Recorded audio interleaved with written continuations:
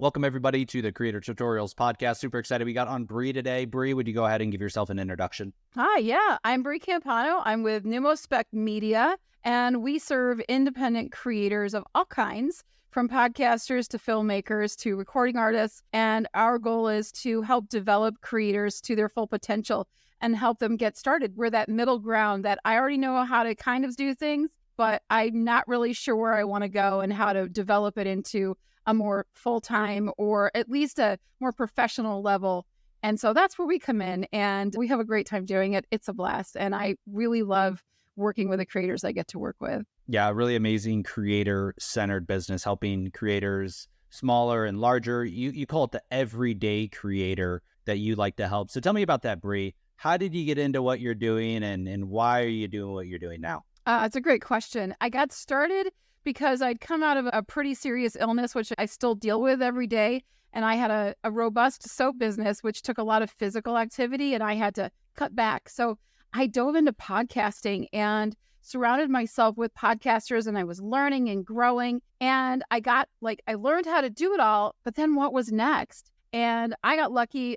The team that I worked with brought me on as their social media manager, creating content, working on graphics, connecting with people that are in their group. And there's still so many questions. Once you launch something, there's so many questions. And these are the everyday creators. These are the ones that are doing it because they have such a passion and a love and want to share their message. And I just dove into it and I loved it. And I found that helping creators became a passion for me because I knew what it was like to sit at home by myself without a team, having to wear all the hats. And it's very lonely and it can be overwhelming. And so working with that everyday creator, the ones that are doing it because they love it, they would love for it to be more, but they don't know how to get there. It speaks to me. It speaks to my heart. And so I spend hours every single week working one-on-one with creators, listening to them, hearing where their trouble spots are, what's their biggest difficulty this week, because it's going to change next week, or whatever the next hurdle is that they get to. It's a long marathon with a lot of hurdles, and I can be there to help guide them, offer suggestions, just listen to them and offer them a team. And I think that's many of the creators that we see today. We see all the big creators that are out there, and that's what we aspire to. And we love that. But to be honest, it's that everyday creator that keeps going and keeps getting up and turning on that microphone and pressing record that really are the reason that I do what I do. So it's been fun, and I couldn't have picked a better thing to go into, to be honest with you, especially in today's world.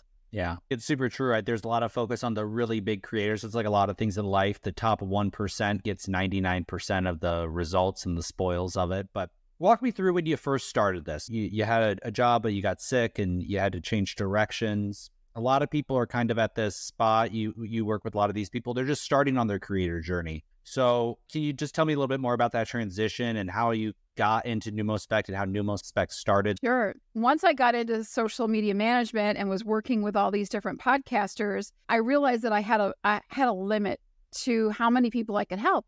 I could only take on 4 or 5 clients at a time because it demanded so much of my time, because there's moderation and there's all these connections. And I was having people left and right saying, will you help me? Will you help me?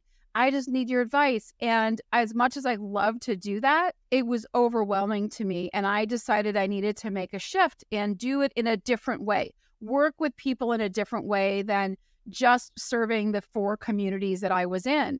And so what that gave me was an opportunity as I met Trevor from Podfest. Gosh, it was 2022 Podfest. And so we had met virtually and connected, and he had great ideas. And so as I was trying to find my way, we connected, and he had this idea of this platform for indie creators, a place for them to shine, a place that's off of YouTube, that's overwhelming and overloaded with people, to give them a more a special place, a place that a spotlight can be shown upon them. And that's what drew me in. And it was a way for me to help many instead of few. And so Creator Lab was born from that. And we discovered that having that space, that community, that home, that place for learning, the place for development, collaboration, and networking within our own platform was what creators were really craving. We've heard about networks, and there are a lot of different networks out there. This is what spoke to us, and that's where we put our heart and soul into. And so it became this home, this space where creators could come in and learn and grow with little things, whether it's how do I make a one sheet, or how do I pitch to a podcast that I really want to be on? How do I be a good guest? And then what is my podcast? Is it a business? Is it a brand? What do I have? And how do I make that transition into monetization and all of those things? They're an ongoing process, a learning process. So we have our open creator labs. They're kind of our sandbox. And that's where the creators come to play. And I can help many in that way. I can have, I have 20, 30 creators now that I'm working with, where before I only had 4. And so it's opened up a new avenue for me to work with as many people as possible. I have a teaching background. That's what I went to school for. And so for me, that was great. Give me a classroom, give me a collaborative workspace where we can grow and learn together and really help many ideas coming together. You know what it's like you have an idea and you're like, gosh, am I the only one thinking this? And is it even a good idea? Do I tell anybody about it? But when you're in a work group like that and you can share that idea, and then you get all these other voices and opinions and input, right? That you can take that thought, that idea, and really mold it and shape it, give it oxygen and bring it to life. And so that's what that group does for me. That's what it does for our creators. And that's what I loved. So moving out of just working with 4 into a group where I can work with many, and we're growing all the time. I just had people book stuff with me this morning, which was fun, as I'm like, okay, good, more stuff to do, more creative avenues. And we're working on a Spanish channel. So that's a new front for me to be in. And I don't speak Spanish, but luckily the lady that's doing it is an interpreter as a career. So she helps me along and trying to bring that to fruition, because there's not a lot in that space. So it's a new avenue for me, but then I can also teach in the same time. So it's been a beautiful experience. You said you started this business and people were just reaching out to you and asking you for your help. That's where a lot of the creators struggle, is that monetization or having people reach out to them. So what were you doing that was attracting so many people to you? Was it your podcast? Was it the connections that you had prior, social media? What was it that was, getting you all these people to come to you and say, Bri, I need your help? Well, my first words to everybody are always, how can I help? So I'm always putting it out there. I'm always asking, because I don't think people ask very much. I think they see people struggling and they're like, oh, and they'll maybe give some advice, but they don't always need advice. They really just want someone to ask them, how can I help? What can I do to get you through that situation, and listen? And so that's what they were doing. And I think it was because I was present. I was extremely engaged. I was there every day, all day long, because they saw me in those groups and I was very, very active and busy. And I would respond quickly and I would listen to them. And I think that's really key. And that's one of the things that I've taken and brought into the networking when I do go and I meet people in other groups, is to listen to what they're asking, listen to where their pain points are, what they're struggling with. And if I don't have a solution to everything, I try, but then I'll reach out to other network connections that I might have and bring that in so that I have more information or connect them with people that do have the right things that will help them. So it's a lot of different things, but I think asking and listening are the key components, and being present. I'm always there. They know they can reach out to me at any time. I offer plenty of hours that are available. I even just open my office once a week where people can just drop in, have coffee and chat, or work on an issue or product together. So it's really awesome. That I think is key. Yeah. Yeah, I think that's definitely a big key that other people might be missing, is being involved in other groups, letting people know, hey, I can help, I'm willing to help, and then actually helping them. I think those are all really important things that a lot of people don't do. They start a business and then they start telling people, hey, I can help you. But maybe you should start building those relationships and stuff before. So I think that's super smart. And I love what you're doing with building a community of creators. That's something that we're doing with Creator Networking. It's something you guys have been doing with NumoSpect. So talk to me about that. Community is something that's so talked about, but I don't know if there's a lot of clarity around what is a community. So tell me about that. Tell me about the NumoSpect community. What's the mission of it? What does it look like? And what does community mean to you guys? this is kind of how I've always felt. Like, remember when we were kids and we had like, I don't know if it's much in today's world of kids because they're all gaming and doing that kind of thing. But I guess it could be like a guild if you're a gamer kind of. But like when we were kids, we would have like a clubhouse or a hangout spot. And that's where everyone would like meet up. And we knew that somebody would be there and they would hang out with us all day. And we'd usually end up at someone else's house for lunch. You know, we'd like all pile in and that mom would get stuck with feeding all of us for that lunchtime or whatever. I kind of brought what that felt like into what I felt a community should be. I wanted it to feel like home. I wanted it to feel like we all know who you are and we're all excited. Whoever shows up, we're so happy that you're there.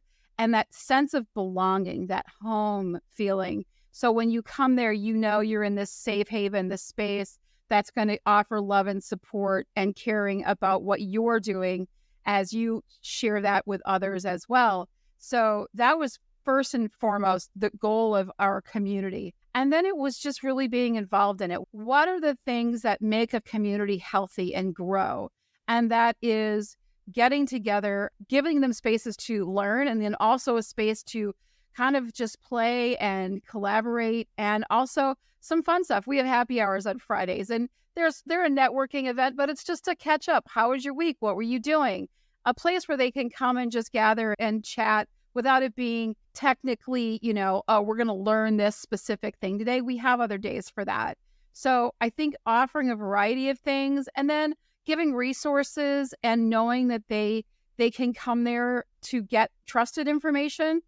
I spent a lot of time in my life having to research and background and all of those things to make sure to vet things out. And so when we bring people in and we have resources in there, we've done the vetting. We've done a lot of the background looking at all of the different things. And so it's something that you don't have to spend. You can like read in and learn about and know that we've like looked into it and we don't bring in just anything. Whenever we work with another business and bring it in, we've done a lot of vetting. There's been a lot of meetings. There's been a lot of conversations had before anything gets brought into that community, because we do believe it's a very safe space for our community members. And so feeling like you're arm in arm with a team, arm in arm, hand in hand. I don't know if Cheers is anything that the show that you watch, but when they'd be in Cheers and Norm would walk in and everyone would scream, Norm, right? I want them to feel like that. I want them to feel like Norm every time they walk in. And it just feels good, right? Because you're surrounded by your friends and people that are either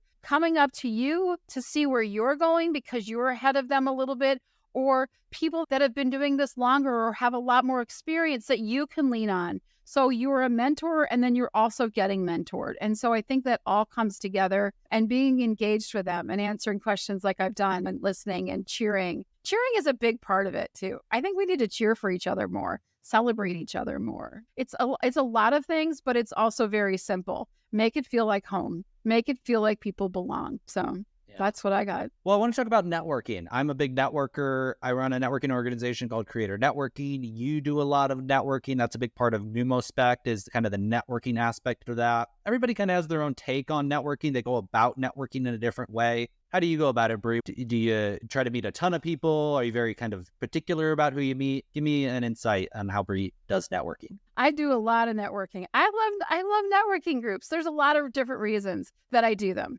First of all, they'll ask you to do an introduction on yourself, right? Like you get 30 seconds or 45 seconds in the beginning and everybody goes around the room and introduces themselves. That is amazing practice. Oh my gosh, keep doing that. Keep refining it. Change things up. See what works, It's great practice to get out. And plus, you're learning about a lot of people in a short amount of time. And you might find someone in there. I've run into people that don't have anything to do with the business I'm in, but I have just heard them speak and I get their personality and I'm like, oh, I need to know who you are. Like, we have nothing in common, but I still need to know who you are because I just like your vibe. I like what you're doing. And I think so being open to that is really important. And I like to go to different spaces because when I'm looking for the everyday creator, I find them in unexpected places, right? Because they're business people, but maybe they're like, I've always wanted to do a podcast or I've always wanted to have a YouTube channel. And they see you're inviting and you make it possible.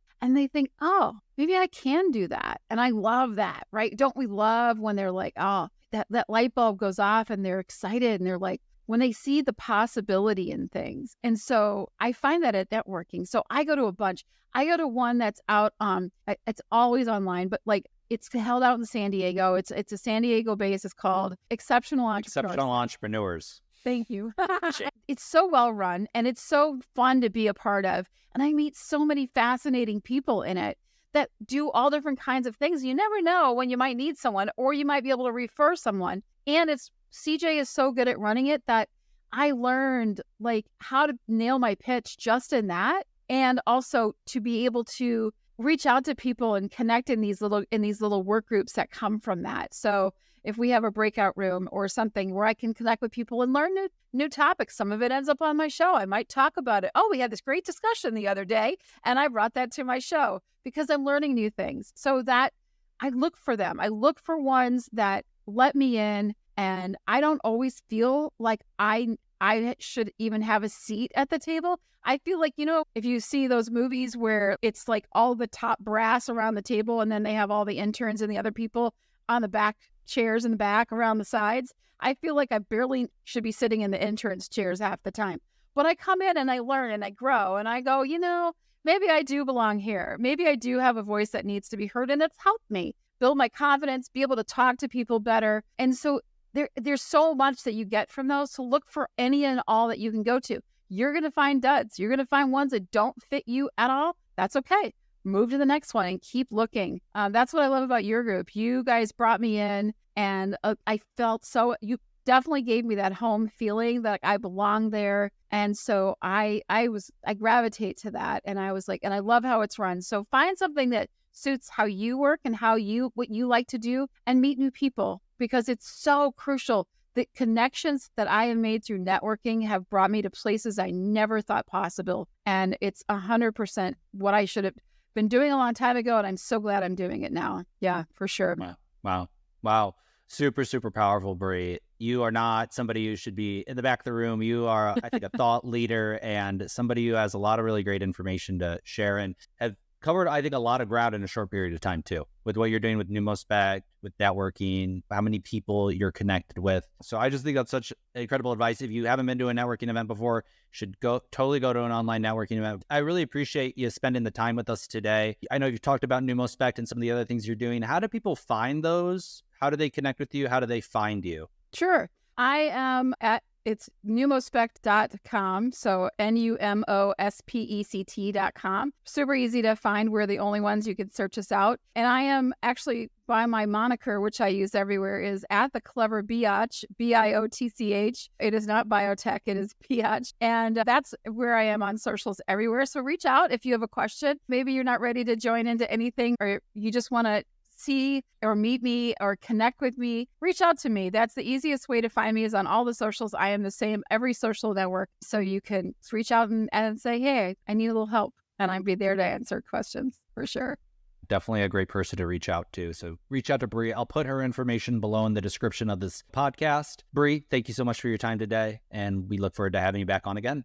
Thanks, Alex. I had a blast. I really appreciate it.